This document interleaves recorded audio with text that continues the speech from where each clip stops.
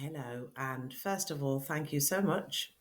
It was an absolute pleasure meeting with you as we spoke about effortless being, who we are. And so, as promised, I have put a short video together. My original plan was to do a video of myself talking in front of the screen, but I found that by doing this presentation, it makes it much easier for me to stay on track as I describe how we got into the game and some of the options and the availabilities and some of the suggestions how we can come out, remain unscarred, remain as that happy, endless, timeless, effortless being that we've always been. So, I've titled this "The Truth That Sets You Free," because if this is understood, it really will have that level of freedom. So I'm going to go straight in, and the first thing that we did was we consented to take on the game, take on the form of a human body. That consent was either done consciously or unconsciously. Some of us, we can consciously remember doing it, and some of us can't. Again, that depends on how many lifetimes we've done. This is all to do with the spiritual side of evolution. But we certainly consented. And the reason I'm damn certain about that is because we are sovereign being, and nobody can make the sovereign being do anything, think anything, or be anything it doesn't desire to be, do, or think.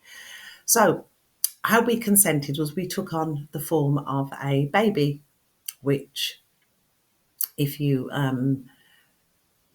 know that the nature of a baby is silence, apart from when the baby cries, it doesn't really have a language.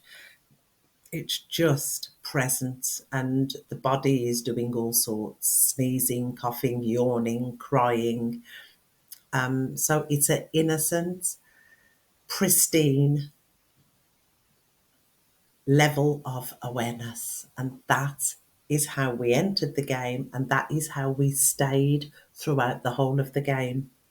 But through consent, the consent is to take on the lack and limitations of a human vessel. As soon as we consent, immediately we have a sense of ownership. We own the body. So when we feel hot, cold, food, wet, dry, it, there's a sense of ownership. This is not personal, by the way. This is the design. Once we go into the game, this is what happens. It's like a package. There's a package of ownership. With ownership comes personalization. It has a sense of being a person, meaning there are likes, dislikes, fears, desires. I am separate in the world. I have control with this, but I can't control that. I can't control the weather. I can't control what other people do, but I can control my thoughts. I can control my feelings. I can control how worthy I look. This is just personalization. I'm a person. I'm separate from you. And one day I'm going to die because I was born. Again, this is not a personal narration per se. It is part of the ticket. It's the complete package of consent. And the third thing that we did was identification. We identified as being that, because that is what happens when we consent to being a human. All of those tickets, when we join the game, all of the ticket of consent gives you those three aspects. So we have, we consent, we have ownership, personalization, and identification. That's how we got in.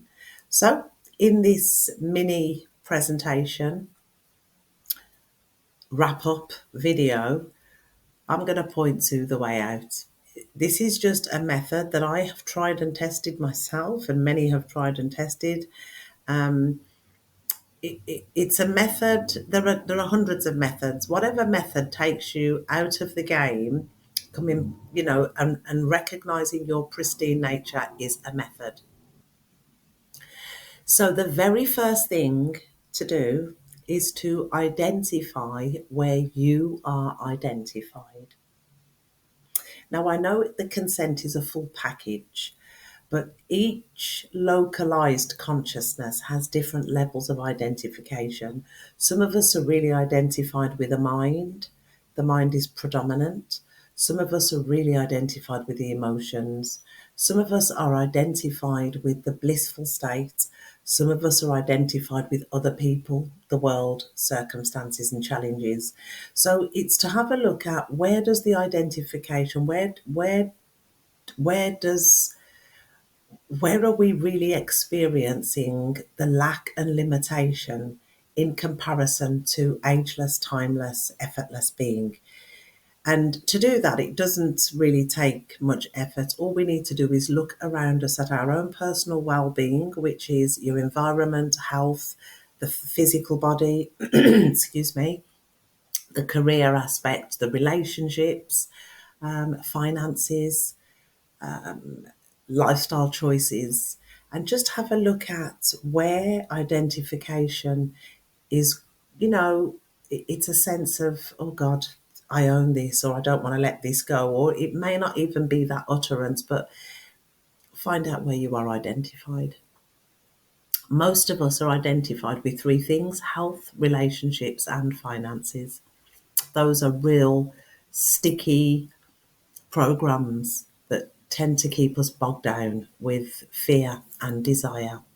So if you could look at what you fear and what you desire, that's a really good indication as to where the identification has become sticky. It's not who you are.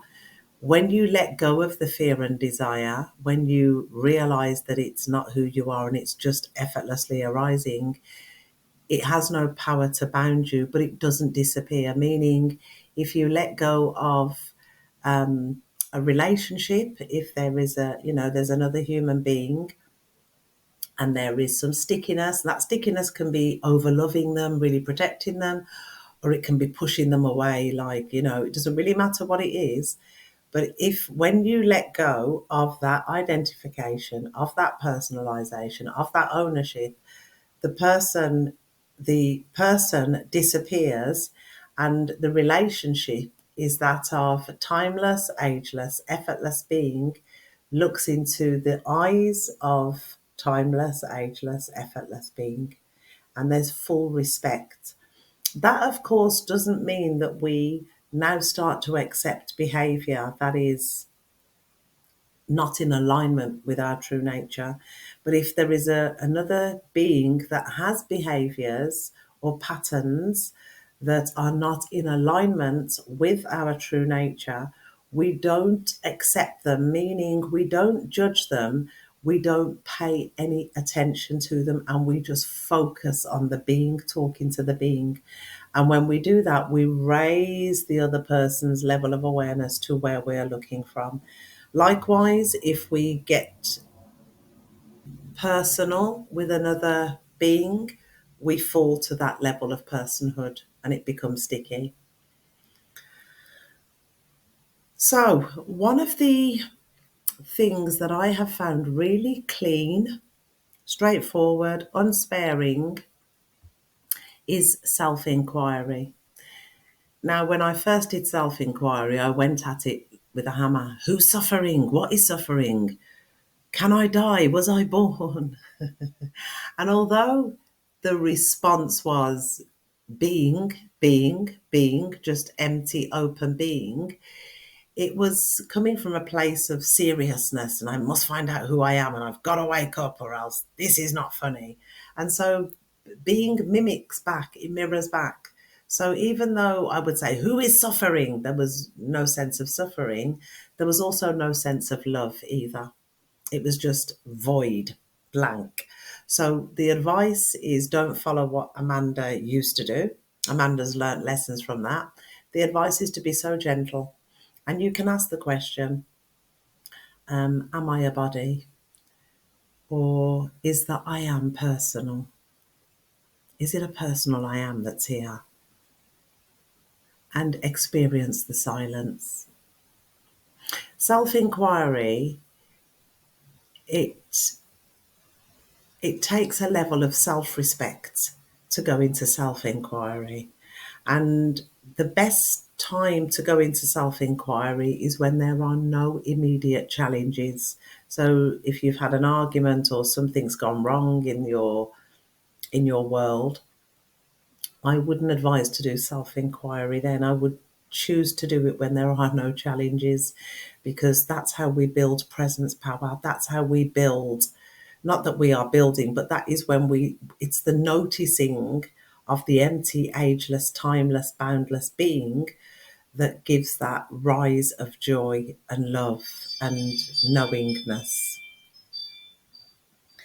I've had my Ring doorbell go off a few times today. I don't know why, but I think it's the wind. So I apologise for that bit of chime in the background. So self-inquiry is very useful, but approach it very gently, very calmly.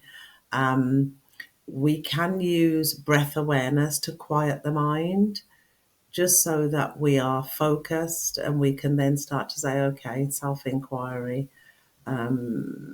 Is the I am personal? Or it can be, am I a body? Do I own anything? Am I lacking anything? It's to go in with gentle questions.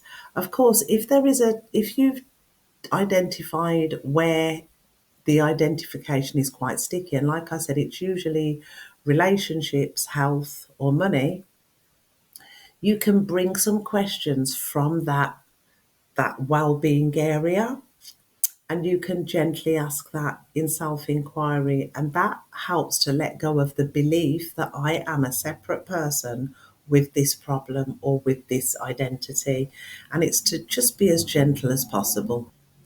I'd just like to say also that self-inquiry, it it is more beneficial to do it in very small snippets. So the advice and the recommendation from here is first thing in the morning, or maybe not absolute first thing, but it is more profitable to, as you open your eyes, if you're able to, just to check and just the sense of, is this personal, or can this suffer? And just experience. It might just be one question that you ask, and you just rest with the noticing of emptiness. That is very beneficial. Once you've done self-inquiry, a huge benefit is to affirm your clear seeing, and you can do that during the day. So if you do self-inquiry and you say, "Is there suffering?" and you just met with empty, open being, you may say, "Are there any problems?" You may say, "Is this a person? Is this personal?" And then you may say, "Does this lack anything, or does it own anything? Can it be owned by anyone?" No matter what question you ask from serenity and sincerity, you'll be met with empty, ageless, open, timeless being. When you affirm that back, that this is empty, open, ageless, timeless, ever present, oh, there's a release of, oh God, freedom. During the day, if you are walking or cleaning or going to work, or it doesn't matter what you're doing, if you just pause and say, this is empty, ageless, ever present, little bouts of it.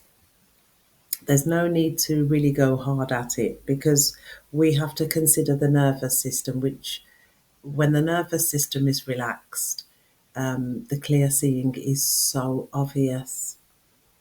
So that's the benefit of affirming your clear seeing.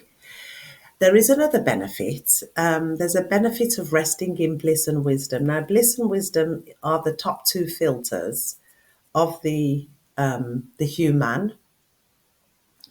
David Bingham, he points to the koshas, which I find is really useful to explain the different realms the different experiences of the one thing. So it's one infrastructure with 5 different filters in which we can look through at any time. And it's just a reminder or a pointer that the 5 filters, they're not separate filters. It's one infrastructure, it's one screen. But because the attention can only be in one place at once, we can have the experience of looking through the lens of bliss and recognizing the blissfulness of being. And then at the blink of an eye, we can recognize the mental activity, and that's the mental body. We can blink our eye again and we can recognize turbulent emotions or happy emotions. So it's just one infrastructure, it's one game piece, and it has many, well, not many, it has 5 lenses in which we can experience any of them at any time. We can also go from bliss to absolute carnal, where we feel like I am definitely this body. And it just depends what lens we are looking through in that moment. And like I said, the attention can only go into one place. And that is why a lot of teachings say turn the attention inward, stop looking in any of the lenses. Um, you know, train the attention to turn inwards while you've still got the ability to use imagination. Imagine the attention being turned in and looking inwards. That way, then you've cut off going into any of the bodies, and that includes bliss, but that is an act of wisdom. So, how to function from effortless being, your true nature.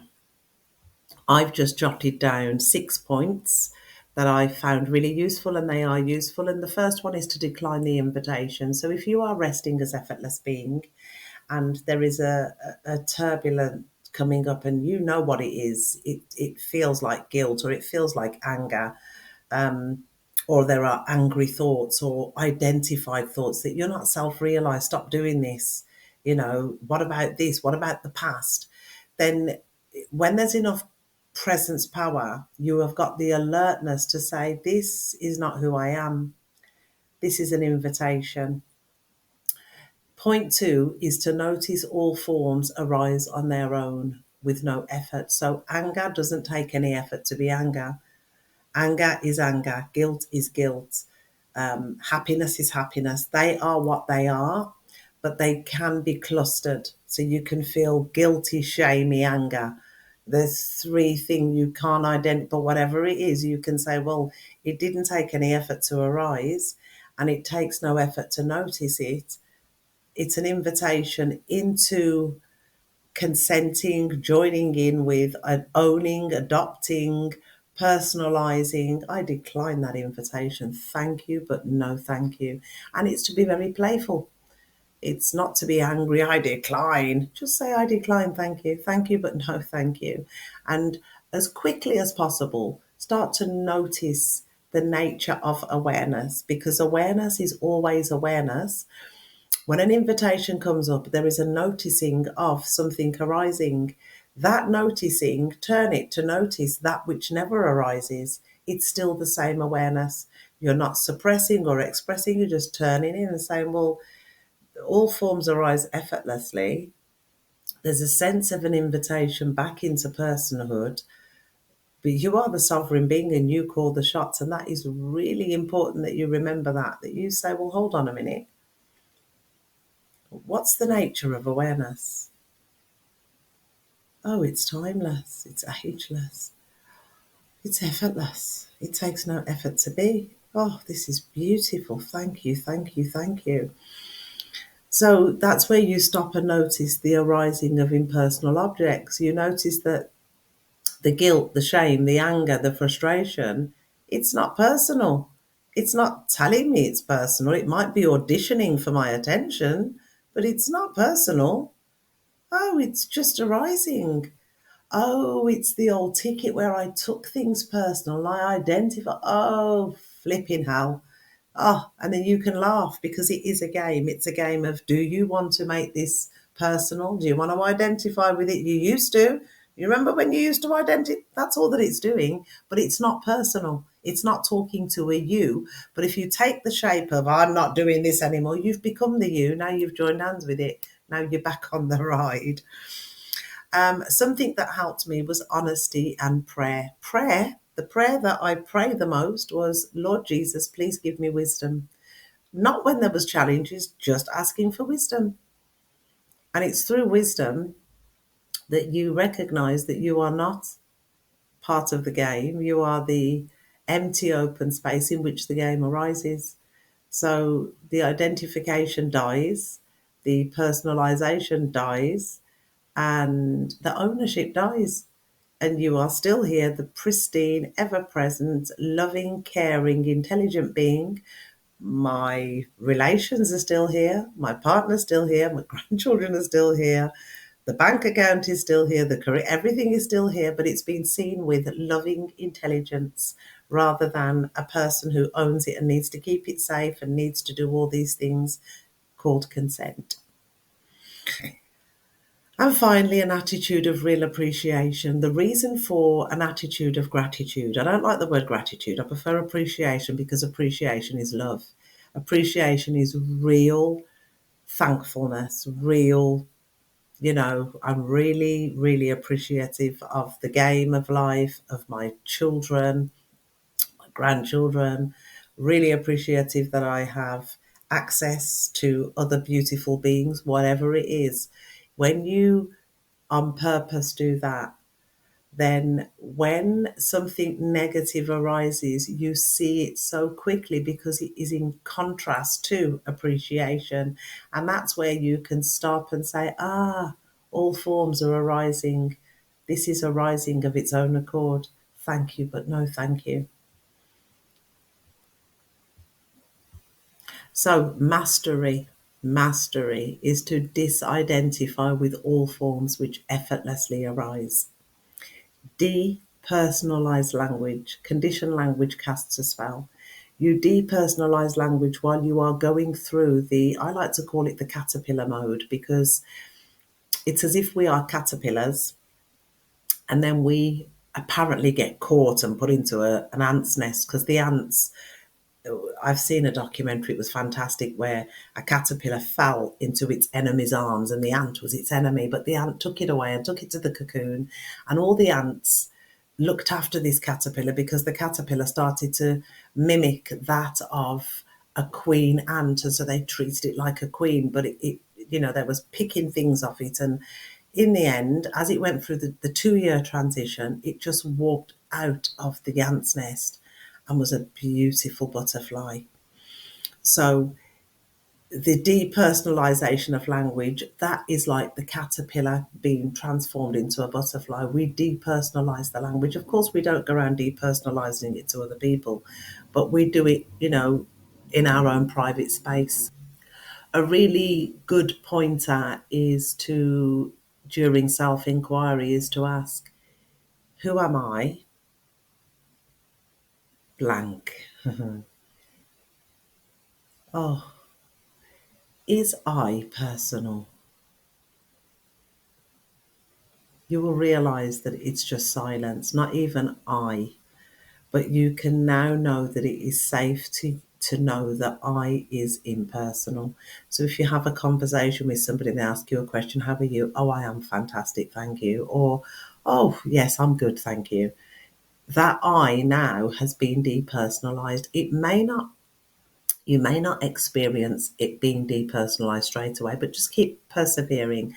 This takes a level of self-respect, discipline, but I like to call it self-respect. Recognize that you do not own anything. Everything simply arises on its own accord, and that includes other people.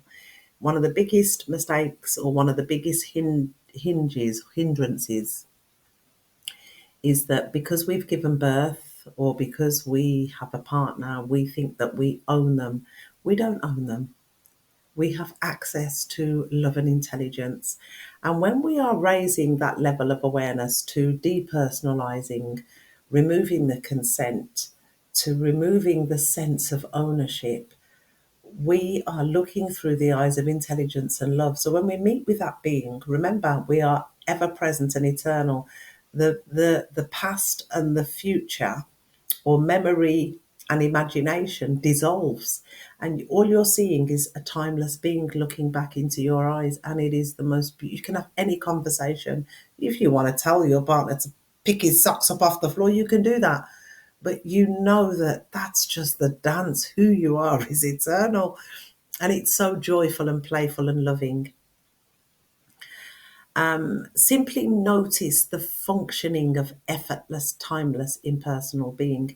So as you are moving around in your world, just notice that this is ageless, this is effortless. Oh my God. The more that we say it, the more that bliss arises naturally. But it's also, don't get caught in the trap of thinking that bliss is the final state, because bliss also arises effortlessly. But when bliss is the predominant thing that arises, an appreciation, the energetic game changes. And it's as if everything that you thought would give you freedom starts to fall on your lap. And you will wonder, this game is just too delicious. And you will just continue to walk lightly in the world, appreciating everything and knowing that everything is okay. Thank you so much for watching. I hope this blesses you. If you feel that you need to reach out for anything, if there's any questions, then please send me an email. But I think I've covered everything here. Um, and I just want to take the opportunity to say that you are the infinite being. You've only ever been the infinite being. And we are just walking each other home, just back to that place where we never actually entered the game. We didn't fully enter it. We consented to play. We've played and we've said, okay, we've played. Let's just remember that we identified and remember that we did get caught up, because we also have great awareness of potential and possibilities. And that's what happened. The potential for something that has no attributes to assume itself to have all these attributes is a mastery game. And that's who we are, masters, saying that we was not. Take care for now. Bye bye.